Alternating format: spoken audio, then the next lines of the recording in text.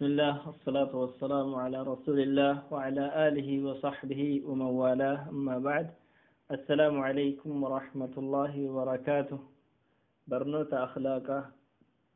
ما تدرين كن يرى ما تدري حلم جلتا حلم جتون ضبط النفس والضبط عن هيجان الغضب حلم جتون دلن سوق بچو يرو أنن نما بوبا يوكي يرو هو قبتني قريسي تسكبسو جتون حلم جتون هيك غرا كان قباتو يوتو يو إني إجوني في إني قداني سكنتا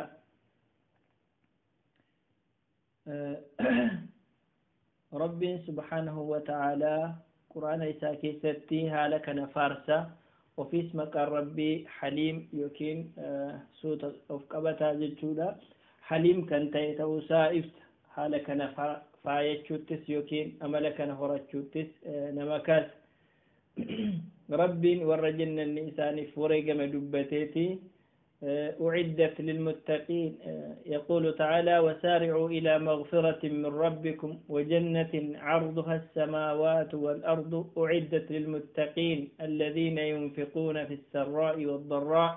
والكاظمين الغيظ والعافين عن الناس والله يحب المحسنين أكنا جل ربني جنني ور ربي سداتف قبوفته إسانس ور yeroo qabeenya isaanii irraa kennatan yeroo isaanitti tolee jirus yeroo badhaadhanii jiran yeroo rakkatanii jiranus warra kennatan akkasumas warra dallansuu isaanii qabatan namaafis dhiifama godhan dallansuu qabachuu qofa osoo hin taane kan irra namaa darbanii jedhe يقول ابن كثير في تفسيره رحمه الله والكاظمين الغيظ والعافين عن الناس لا يعملون غضبهم في الناس بل يكفون عنهم شرهم ويحتسبون ذلك عند الله عز وجل ورد اللنسوساني نمرت الراواني نمر ركو قورا كان افقبوا سنمو من داتك لك أدني جتشو رجل أكسمس والله يحب المحسنين دلنسوساني قبتشو كان وجن أمو إيساني الركان دربان اتنك أبما مثلا يروني إسان آرت يوكي ميدا سان الرانجه itti aaranii miidhaa sana deeffachuun caalaayyuu irraa of qabanii akkasumas immoo dhiifama godhuufisumas jechoota gaggaarii itti dabaluu jedhu egaa rabbiin namoota ambiyoota isaa fafaarsaa yeroo deemutti ambiyaa isaatiin maal jedhe fabasharnaahu bighulaamin haliim mucaa obsaa ta'e kenninee fi ibraahimiif jechuutiin dubbata rabbiin إسماعيل جتشورة يوكين أمو إسحاقين مجان أفساته يكون يوكين أفقبتاته يكون قافا ربي النبي إبراهيم عليه السلام أكن مجاسا وريقما قد يوكين قالوا قافا تدبتو نستولي جدي فلده مجان استولي جدي تقبل جتشورة مجان استولي جدي تقبل يقول تعالى ولا تستوي الحسنة ولا السيئة ادفع بالتي هي أحسن فإذا الذي بينك وبينه عداوة كأنه ولي حميم غاري وانتي غاريني في وانتي هماته والانقطاط سغاريتو سغدي چال يوكين امو غارين غاري چالو جرا غدين وان غدي چالو جرا وان هما چالو جرا جچو أتي وان سران جيسيفم ركو سران غهمه توكوف إسا غاري تئن ديبسي في جل ربي بوان سامال تا نتيجان يروتي نما هماسيت ولا غاريدان ديبسته غارينا تسا اولتكون نما كان ججيريتو فرسي تاسسا فرست دياتا اوفساسي تاسسا يرو نمني ستما ولا نتي تولت اولته تولت اولتكون نججير نمني كون اكن سي فرتا استاسسا صدركا كدرغتو هنجرو نما اوفسا قبو مالي كان نمنرغتو هنجرو جد علي بن أبي طلحة ابن عباس الراه وليسي كان جدا تفسير آية كان رت ابن عباس كسر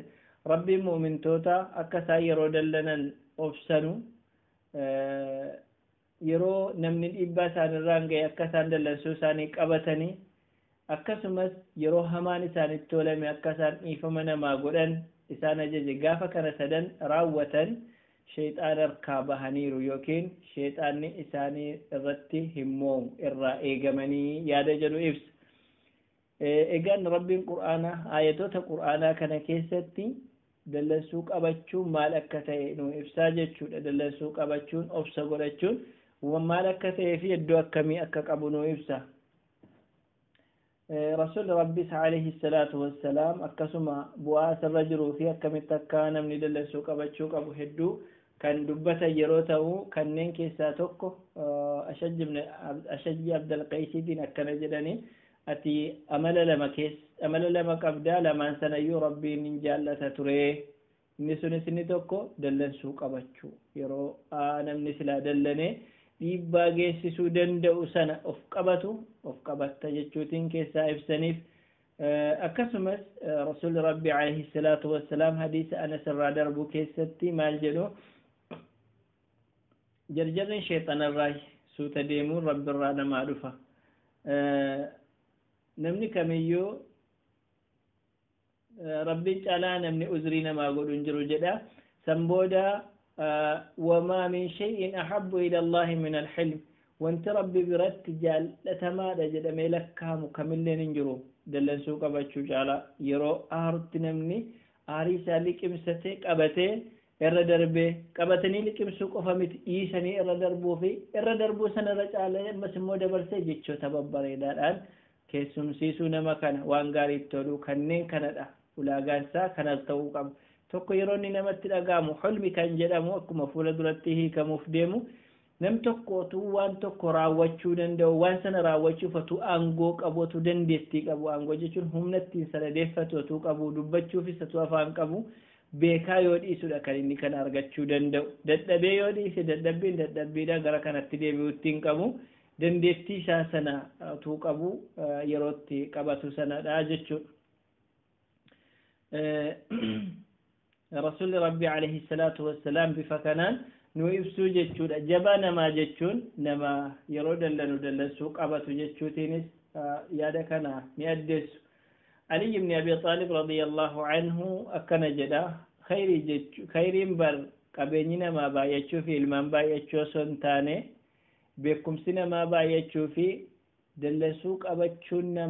نما قدتشو يوي باية دلسو في تو أتشون قدته إن يكون خيري جدا ما جتشوتي نفسه عمر بن الخطاب رضي الله عنه أكدب باتوتي علمي برد جد علمي دافمو سكينة ذكي تسقبي في أبس يمكن أفقبتشو دلسو قبتشو برد علمي كوباساتي وانتو كوتي علمي كان كيسم سيسو في اتفايدمو فجر أولشو فمو سكينة في حلمي تبرباتي سوكينة مو أو دلسو قبتشو في تسقبي تبرباتي سا جتشوتين إفسو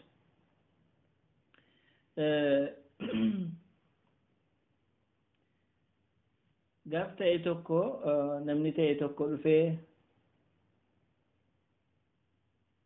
تأيتوكو رفيتي أين يدى نمني جغن جرم نمكميتي قافة من عمر بن الأهتم جرم نمكنا نفي أين يدى نمني جغن جرم إري جغن جرم نمكميتي جنان نما وان إبا إسر ولا لمسان نمني سترور رسي دلسوق أبتشود أنما أفر دبر سوكين كان ديبي قدوتو nama baay'ee jagna jedhama jagna jechuun nama akkasiitii jechuutiin ibsa jagna jechuun nama akkasiitii jechuun ibsa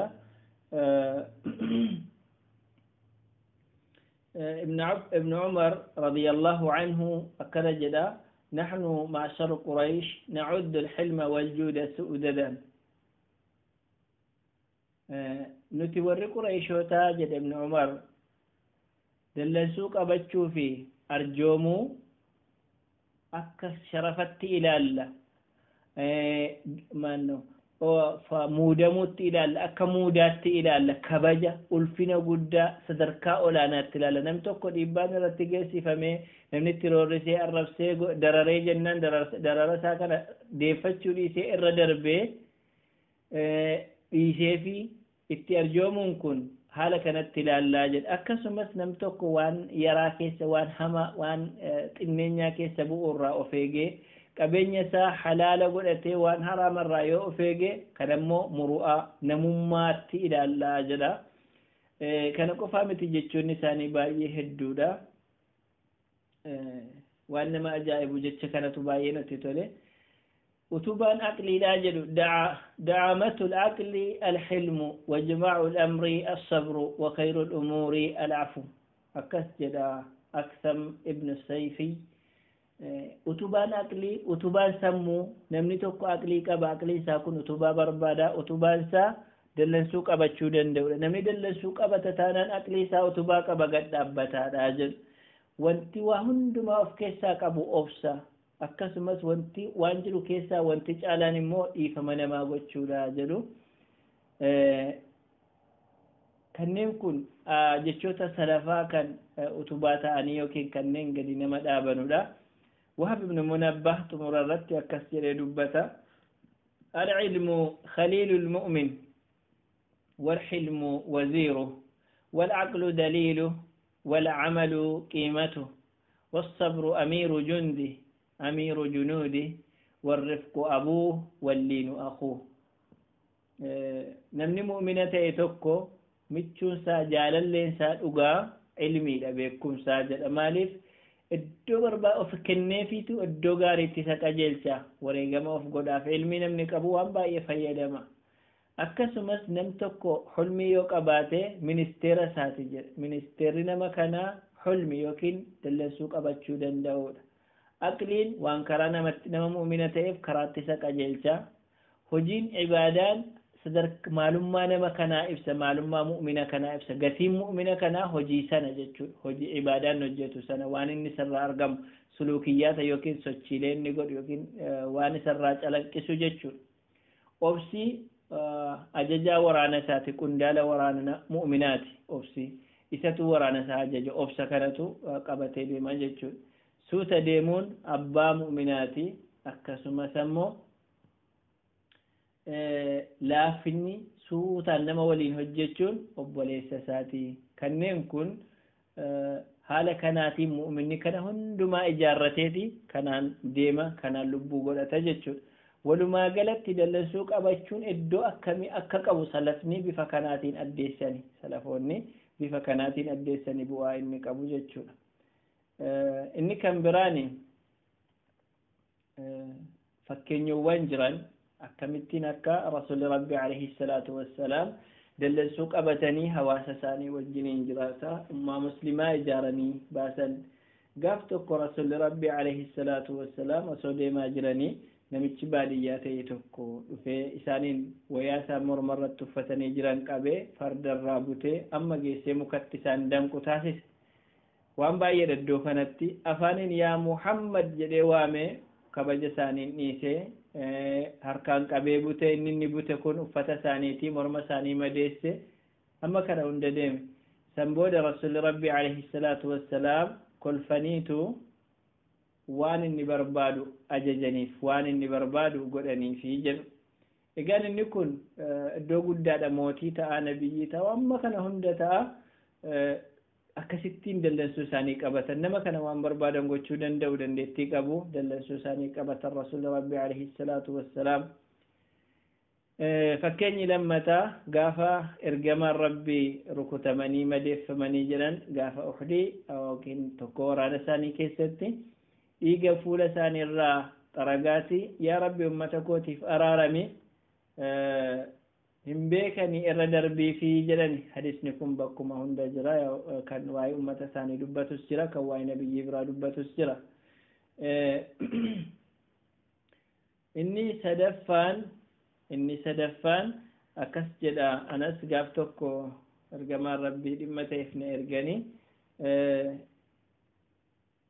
irra turee jennaan gaafa dhufan ijoollee biratti na arganii kanan taphachaa jiru haajaa kanaaf ergamtee jedhaniitu mana dhiisanii natti kolfaa na laalanii ergamaan rabbii natti naarre akkasittiin dallansuu isaanii liqimsaa waan sidaattaaranu waan iddoo kaanii maaf akkastu ta'e jedhanu dhiisanii obsaa turan. kan biraati baay'ee kan namatti ulfaataa ture gaaf tokko rasuulli rabbii alayhi salaatu wassalaam boojuu Khaybar irraa argamte utuu isaan qoodaa jiranii namichi ta'e tokko dhufee yaa ergamaa rabbii of eeggadhu baddeesi hin badda of eegi haqaan hiri waan hojjetaa jirtu kana qooda kana sirriitti hiri jedhee itti dubbate ergamaa rabbiitiin jenna rasuul rabbii alayhi salaatu wassalaam ani haqan eeggadhu waan dabe hin sirreessu wal qixxeessee hin qoodu taanaan eenyumatu qoodaree eenyumatu sirriitti hojjetaree jedhanii hamma sahaabonni namicha kana ajjeesuuf barbaadan tokko ergamaan rabbii isaa jedhanii dhowwanii nama kan hamma kana dubbatamanii jechuudha hamma kana isaaniin jedhame inni kan biraani akkuma seenaa keessatti guddaa beekamu dubartii yahudaa tokko ergamaa rabbii summii yookiin marzii nyaachiftee turte gaafa Khaybaraan xumuranii deebi'an gaafa siin nyaachiftee jettu dubartittii waamanii fidanii ennaan gaafatani maaliif kana gootee maaliif nyaata summiitti naqxee fiddee jedhamtee gaafatan si ajjeesuu barbaadeen ture jennaan rasuul rabbii alayhi salaatu wassalaam abada rabbiin irratti akkasin ajjeeftu rabbiin hin taasisu jedhanii deebii kennaniif san booda sahaabonni ni ajjeefnan niitii kana yookiin namitti dubartii kana ni ajjeefnannaan in ajjeessinaa jedhanii dhowwan rasuul rabbii alayhi salaatu wassalaam atuu danda'anii irra darbanii booda sababa biraatiif ajjeefamte akkuma seenaa keessatti beekamu jechuudha fakkeenyi rasuul rabbii alayhi salaatu wassalaam obsa qabatan hedduudha baay'ee waan lakkaa'amee dhumu miti mee kan sahaabotaa irraa xinnoo haalaallu gaaf tokko abaazarri namta'e dhufee isa arrabse abaazarriitiin arrabse radiyallahu anhu baay'ee arrabsinaani maali yaa boogaa arrabaan lafan fixiniiti gidduutti immoo iddootti araarri argamus hambifachaa deemi malee jedhaan dallansuu qabachuudha arrabsuu ni danda'a abuzarri arrabsuu dadhabee miti bakka kanatti akkasumas mu'aawiyaadhaan gaaf tokko nam tokko dhufee mootiidhanni nama biyya bulchuu mu'aawiyaan jechuudha sirroobtee deemuu qabda yaa mu'aawiya ta'uu baannaan si sirreessinaa jedhan maalinna sirreessitu ennaan mukaan si sirreessina kaa dullaadhaan jedhe gaafa sinan sirraa xayyib jedheeniin gaafa akkas ta'e gaanan sirraa maaltu badaa jedheetuma dhiisi nama kanarratti waan barbaade gochuu danda'a ture aangoo qabaanni kun ibn Abbaas radiyallahu anhu gaaf tokko namni ta'e tokko dhufee isa arrabse gaaf ta'e tokko namni ta'e dhufee isa arrabse jennaani yaa Ikrima jedhe barataa isaati namni kun haajaa qaba taanaan haajaa isaa baafnaafi gaafa inni jedhu namichi saalfatee lafa laalee jedhamu inni kan biraa baay'ee namatti tolu yeroo baay'ee jabdummaatti lakkaa'ama namoota biraa laakiin warra rabbiin darajaa isaanii ol fuudhe warra karaa rabbii jaallatu irra deeme biratti immoo fuggisoo isaati gaaf tokko nam ta'e dhufeetu Amr ibn al-Aas nama jedhamuuni siifan qophaa'a qo'i jedhe hojii biraa dhiiseetuma siif qophaa'a hojii biraan ittiin bu'u kalaas hojii dhiiseetuma sitti deebi'a siifan qophaa'a jennaan gaafa anatti qophooftu nimtu hojii sitti ta'a kaa deebi'ee akkam gootaree jedheeniin anaaf qophoofta taanaan hojii biraa deebitee kun ofiifuu hojii lafaa sitti dhalatee akkam gootaa jedhaaniin san booda na sodaachista na dorsisuu barbaadde jedhaan yooti dubbii tokko natti dubbatte kudhan akkasiitiin ansii deebisa jedhaan namichi dhufe Amr ibn al-Aasiin arrabse kun jechuun Amr ibn al-Aas maal jedhaanii ajiib jedheen ani rabbiin kakadhee jedhe otuu ati kudhannaan jettee tokko narraan argattu aban maal gootaree jeeniin kudhannaan ati anku tokko jennaan kudhannaan jette ani garuu isa kanarra darbee siiniin jedhu jedhaan subhaanallah egaan obsa qabachuu jechuun iddoo guddaa akkasii tokko rabbiin maqaasaa haliim jedhee kan moggaafate otuu balaa namatti buusuu danda'u dhiisee kan namaaf irra darbu namaaf obsu irra namaa darbee nama eeggatu akkasumas namoota mu'mina ta'an ammoo namoota diinii isaa hordofan akkasaan haliim ta'an yookiin obsitoota ta'an dallansuu isaanii qabatanitti kan waamuu fi mindaa jaraa akka jannata ta'e akka wareege ergamaan rabbiis akhlaaq akkamii akka inni ta'e ibsuutiin salafoonnis hedduu irratti haasa'an isa kana fakkeenyawwan jiranis kana fakkaatu egaa rabbiin nama dallansuu isaa qabate beekumsa argatellee ittiin faayyate hiriyaa gaarii godhate hulmi namaaf irra darbee obsaan aara galfatee cinqii tokko malee gara duniyaarraa gara akiraa deemu rabbiin nu haa taasisu bu'aa hedduudha kan inni qabu namni dallansuu qabatu bu'aa hedduudha kan inni qabu اتقلسها فارفمادا جبا قدو نماجرو نمكيسا باسا أوفسك أباتشوني أكاتا ربي نما فأوفسو يادتشوتو جراس كيسا وانتوتي أكا أوفسا أرغتا نما تاسسا إذا كناف نما ربي يتوفق جنان كان ملكا ربي نما تاسسو هذا وصلى الله وسلم على نبينا محمد وآله وصحبه وسلم